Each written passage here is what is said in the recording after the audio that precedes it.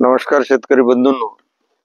आता सोयाबीन मधील जी तूर आहे त्या तुरीच्या एका प्लॉट मध्ये उभा आहे आणि आता शेतकऱ्यांच्या एन्क्वायरी येतात, आमच्याकडे फोन येतात की तुरीमध्ये मधल्या तासात गवत खूप झालाय, काय करायचं, तूर फुलात आहे, काय फवारायचं.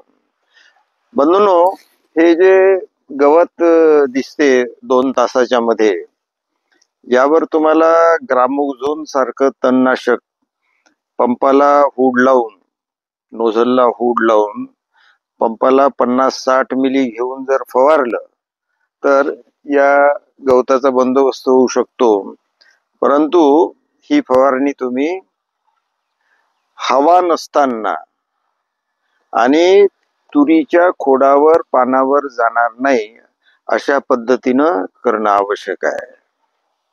किंवा दुसरा पर्याय असा की यामध्ये छोटं ट्रॅक्टर फक्त 1 इंचाची उकरी करेल अशा हिशोबानं जर हे रोटावेटर केलं तर या गवताचा बंदोबस्त होऊ शकतो. म्हणजे 2 पर्याय आहेत.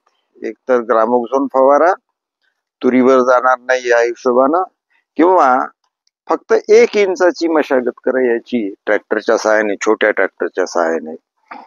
आणि आता दुसरा प्रश्न असा आहे की ही तूर फुलात आहे आणि फुलाची संख्या वाढण्यासाठी काय करायचं, अळीसाठी काय करायचं. आता ही जी तूर आहे या तुरीवर आता शेंड्यामध्ये अळी आहे, काही ठिकाणी अळीची अंडी सुद्धा आहेत आणि या अळीमुळं आता याला डॅमेज होण्याची शक्यता आहे. ही फुलं गळण्याची शक्यता आहे. तर बंधूंनो, अशा प्रकारच्या तुरीमध्ये तुम्हाला जी फवारणी तुम्ही आता घेणार आहात, या फवारणीमध्ये फोलिबुस्टर पंपाला 20 मिली आणि अळीसाठी टार्गेट पंपाला 20 मिली हे एकत्र करून जर फवारलं तर अळीचा बंदोबस्त होईल आणि फुलाच्या संख्येत वाढ होईल.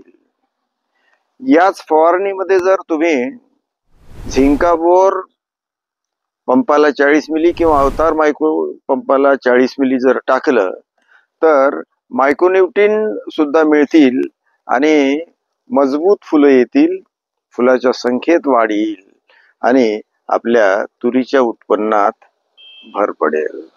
धन्यवाद.